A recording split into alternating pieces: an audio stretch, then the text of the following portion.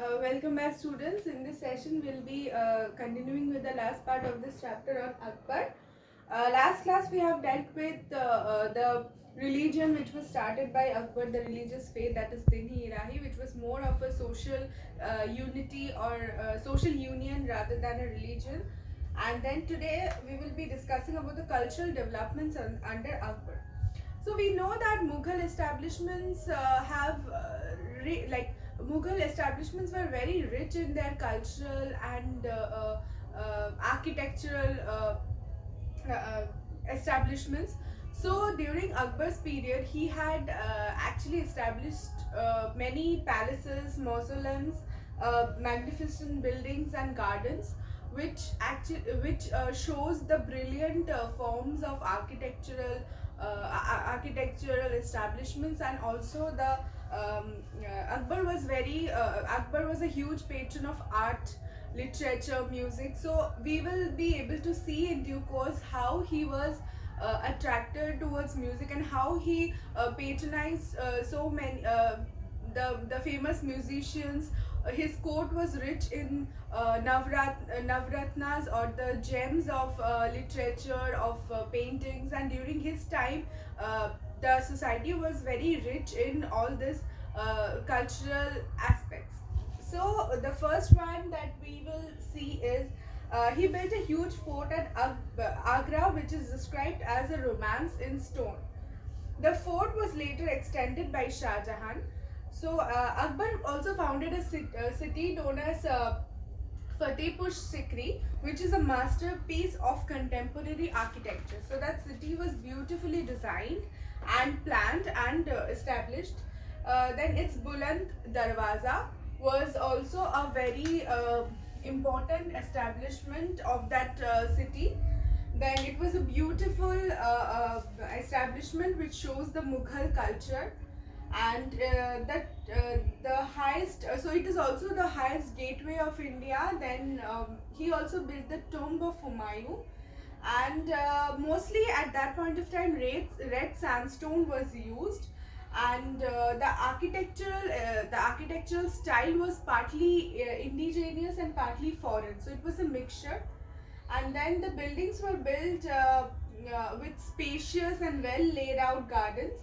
Some buildings were also built on raised platforms, so they were easily visible from a distance. So the architectural style was very different and very unique, and very beautiful as well. Then about literature. So Akbar, it is very uh, astonishing or surprising to know that despite having so many establishments, so making the society rich in its cultural and literate making the society very rich in its cultural aspect, and showing interest in literature, everything, Akbar did not receive formal education as such. So, but he was a great patron of literature also. His court was adorned by scholars like Sheikh Mubarak, Abdul Rahim Khani Khana, then Faizi, Abul Fazl, and so all these important eminent personalities were there in his court, who enriched the culture and cultural aspects and the literary works of the Mughal time. Then Abul Fazl wrote two famous historical books, that is Aini Akbari and Akbarnama. So these two were the major sources of information during the period of Akbar. Then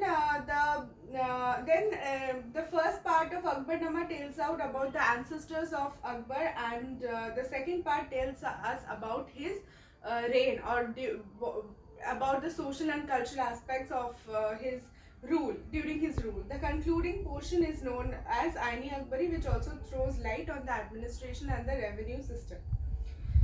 So the most eminent scholars like Abul Fazl, Faizi, Ibrahim Sarhindi, Badauni were employed to translate the standard works into Persian. So there were many Sanskrit works and Hindi works which was translated to Persian, which included the Hindu books of Mahabharata, Ramayana, Atharva Veda, Raja Tarangini, Panchatantra, and Lilavati were translated into Persian. So some Greek and Arabic books were also translated into Persian. So we can see the richness of literature during the period of Akbar.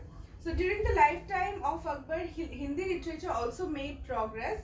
Among the notable scholars were Abdul Rahim Khani Khana. So he was one of the important scholars in Akbar's court. Then Kabir, Surdas, and Tulsidas also adorned his court. So the dohas written by Kabir and Abdul Rahim Khani Khana were popular. It's popular even now also, and the Ramacharita of Tulsidas is referred to Hindus on to this day. So all these important works developed at the time of Akbar, which helped him to maintain a rich, to maintain the court and the rich, to also enrich the literature of that period of time. Then about music and painting. So Akbar was also very fond of music. Mia Tansen, the most famous musician, we have heard about Tansen. He is the most famous musician of the court of Akbar. Created various new rags or ragas. The other famous musicians were Baba Ramdas, Beju Baura, and Surdas. So he was also a very great patron of art. Akbar was a very great patron of art, and the Mughal style of painting flourished along with the European style.